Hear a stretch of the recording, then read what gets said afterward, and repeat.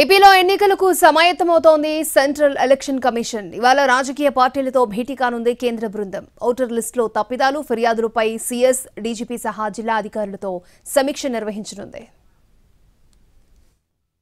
ఏపీలో కేంద్ర ఎన్నికల సంఘం అధికారులు 3 రోజుల పాటు పర్యటించనున్నారు. ఇప్పటికే ఒకసారి రాష్ట్రానికి వచ్చారు సీఈసీ అధికారులు. ఇప్పుడు రెండోసారి కేంద్రం నుంచి వచ్చే బృందంలో chief election commissioner Rajiv Kumar, కమిషనర్లు అనూప్ చంద్ర పాండే, అరుణ్ గోయల్ ఉన్నారు. వీళ్లంతా ఇవాళ రాజకీయ పార్టీలతో సమావేశం కానున్నారు.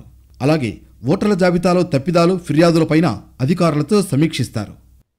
టీడీపీ అధినేత చంద్రబాబు, జనసేన చీఫ్ పవన్ కళ్యాణ్ ఇవాళ విజయవాడలో సీఈసీ అధికారులను కలిసి దొంగ ఓట్లపై ఫిర్యాదు చేయనున్నారు. ఎన్నికల ఏర్పాట్లలో లోపాలు, రాష్ట్ర వ్యాప్తంగా ఓటర్ల జాబితాలో లోపాలు, జాబితా తయారీలో వాలంటీర్ల జోక్యం వంటి విషయాలపై ఫిర్యాదు చేస్తారు.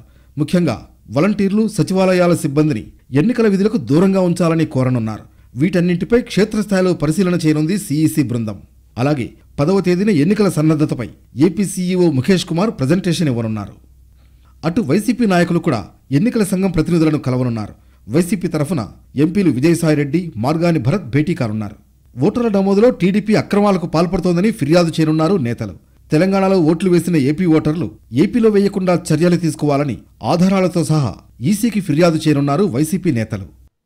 మరోవైపు గందరగోళం లేకుండా ఓటర్ జాబితాను సవరించేందుకు కార్యాచరణ చేపట్టామని ఏపీ ప్రధాన ఎన్నికల అధికారి ముఖేష్ కుమార్ మీనా స్పష్టం చేశారు.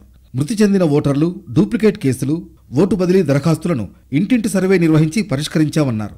రాజకీయ పార్టీల నుంచి వచ్చిన ఫిర్యాదుల్లో 5,64,819 మంది అనర్హులుగా తేలిందన్నారు ఏపీ ప్రధాన ఎన్నికల అధికారి.